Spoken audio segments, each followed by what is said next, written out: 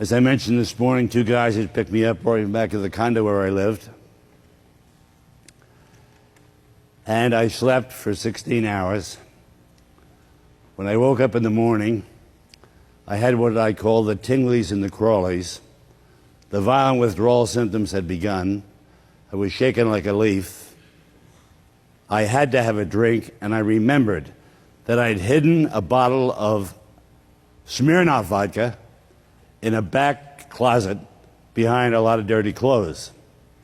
I lived with another priest who was a hospital chaplain, and he was furious about my drinking, and he would search the house, always trying to find bottles.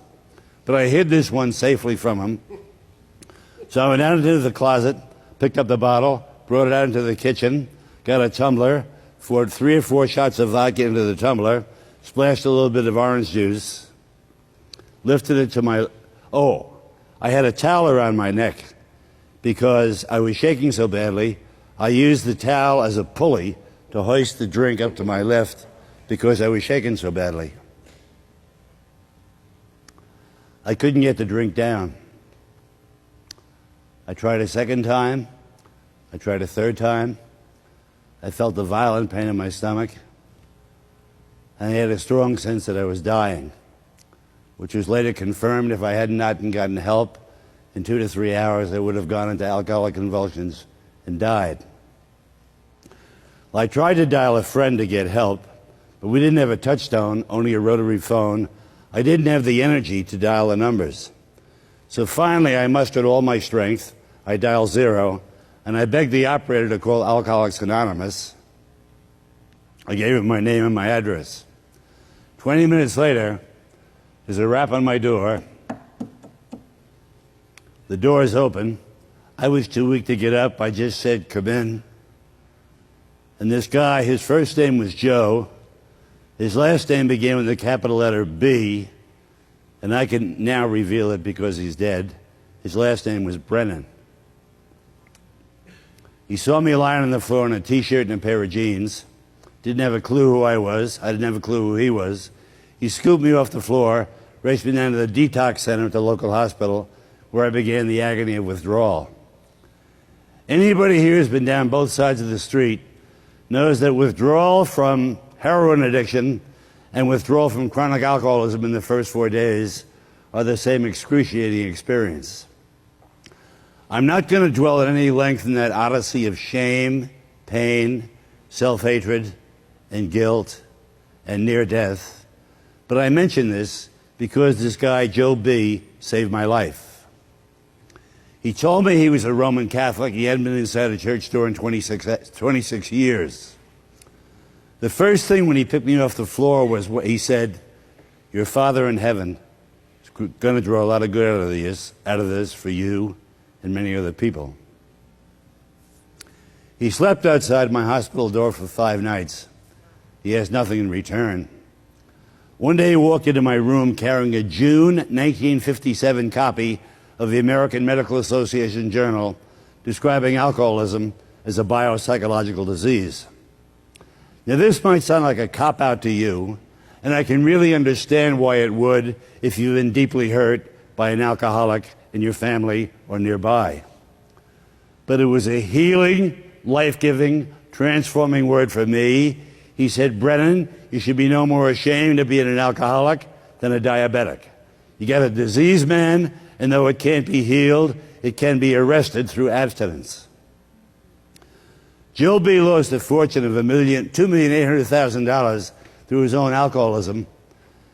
And worst, he lost his wife and 3 children. Once a year on Father's Day, his oldest daughter calls him to remind him that she hates him more this year than the previous one. Joe now mows lawns for a living. One day I noticed he had a great big hole in the sole of his work shoes. Couldn't afford to get them repaired. Yet when I was released from the hospital, he bought me my first dinner at McDonald's. Then a week later, he invites me out to what he called his house, which was an absolute shack in a dingy area on the outreaches of Fort Lauderdale. And he said, "Come on, I'll make dinner, we can watch some TV, and we can talk." So I was so grateful to him. Out I went, and he really prepared a nice dinner We watched the news on TV, and we sat up talking until about midnight. Finally, I said, Joe, I'm wiped out, going to bed. I'll see you tomorrow. Went back into my bedroom, found that I couldn't sleep. I peek out the door, and there's Joe B. talking to John Wayne on the TV set. Just lonely, wanted to talk to somebody. Finally, he turns off the TV, goes into his bedroom, kneels down beside his bed. He takes out a little thing called the 24-Hour Book, which is a meditation book that alcoholics and addicts use, and he read the thought for the day, the reflection, and the meditation as though a devout person would read the Bible. Then he prayed aloud for every alcoholic he knew by name. Then he said, God, I got to forget about what I lost and thank you for what I got left. You know what he did then? He went to his window, he raised the shade, and he blessed the world. Does it every night. He blesses you and me. Well, now 2 years have gone by. I've been up to Hazelden for what was supposed to be 28 days of treatment, which went on to be 4 months. After leaving Hazelden, I'm deep into the AA program, going to a daily meeting. I've got a sponsor. I'm working the 12 steps. I'm reading the big book. I'm doing all the stuff that the veterans tell me is what you need to do to stay sober. Well, I start writing my second book, The Gentle Revolutionaries. And some millionaire friends in Clearwater Beach, Florida, invited me to come down, and they allowed me the use of a townhouse on the remote part of the beach where I could be alone and write.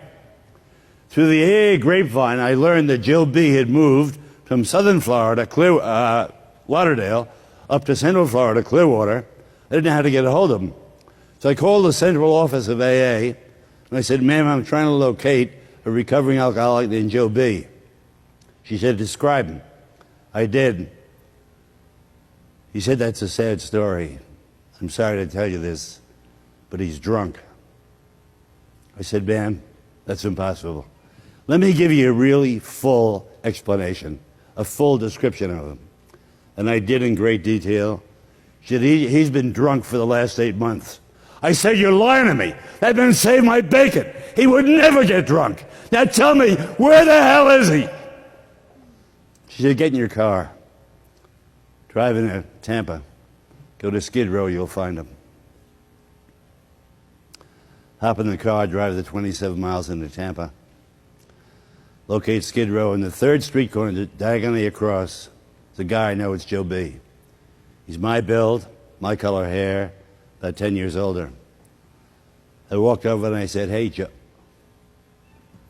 Wasn't him. Could have been a perfect twin, a pure clone, just a wino who hadn't had a drink in about 36 hours, and the tinglies and the crawlies, the withdrawal symptoms, were so violent that his hands were shaking like this. And he said, hey, man, can you give me $1? I got to get some wine. This is what I did. I knelt down in front of him, took his hands in mine, looked him in his eyes. He was utterly bewildered. Then I leaned over and I kissed his hands. And he started to cry. He really didn't want money, and he really didn't want wine.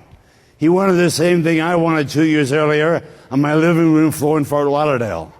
He wanted to be affirmed in his brokenness, loved in his loneliness. He wanted to be relieved of what Mother Teresa of Calcutta, with her vast personal experience of human misery, says is the worst suffering of all, the feeling of not being wanted, of not being accepted.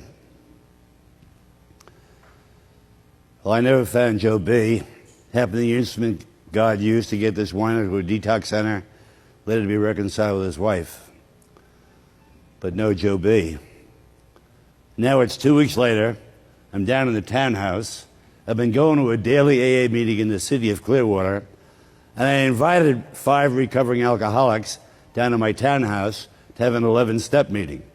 If you're not familiar with the 11th step of AA, it reads, sought to improve my conscious contact with God, as I understand Him, through prayer and meditation, seeking only the knowledge of His will and the power to carry it out. As we begin to share our prayer lives, we discover we're all either Lutherans, Episcopalians, or Roman Catholics. One guy says to me, "Brennan, you're a priest, right?" I said, "Yeah." He said, "Can we have the Eucharist?" I said, "You all want to?" He said, "Yeah." So we set up the table with a tablecloth, put a couple of candles off, a crucifix in the center. We get a plate with some bread on it, a cup. We're using grape juice. And I lead an opening prayer, and I start to read the gospel for that day when the downstairs door opens, and who walks up but Joe B. You know, your heart does a flip when you see somebody you really care about? My heart's going flippity-flop, flippity-flop. He said, "Keep going. I'll catch you later." So we continue the Eucharist. I've got my back turned, giving out the bread and the cup. I hear the downstairs door close. Joe B is gone. My heart sank. But something inside me said, "Don't go after him. It's not the time." So I didn't. But the following day, slipped under my front door, was a letter from Joe B., and I just want to share one paragraph. "Dear Brennan, tonight I came to your house and just prayed for the right to belong among all you good people. You will never know what you did for me 2 weeks ago in Tampa. You didn't see me, but I saw you. I was 20 yards away in a storefront window. When I saw you kneel down and kiss that wino's hands, you wiped away from my eyes the blank stare of the breathing dead. When I saw that you cared, I mean really cared, my heart began to grow wings. Small wings, feeble wings, but wings.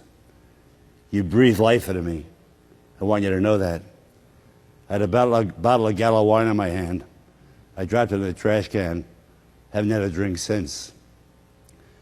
Brennan, if you should ever wonder who Joe B. is, remember I'm someone you know very well. I'm every man you meet. I'm every woman you meet. Brennan, am I you?" And then he ended his letter using a phrase he'd never used before in our friendship. "Wherever I go, sober by the grace of God, one day at a time, I will thank him for you, Dulcinea."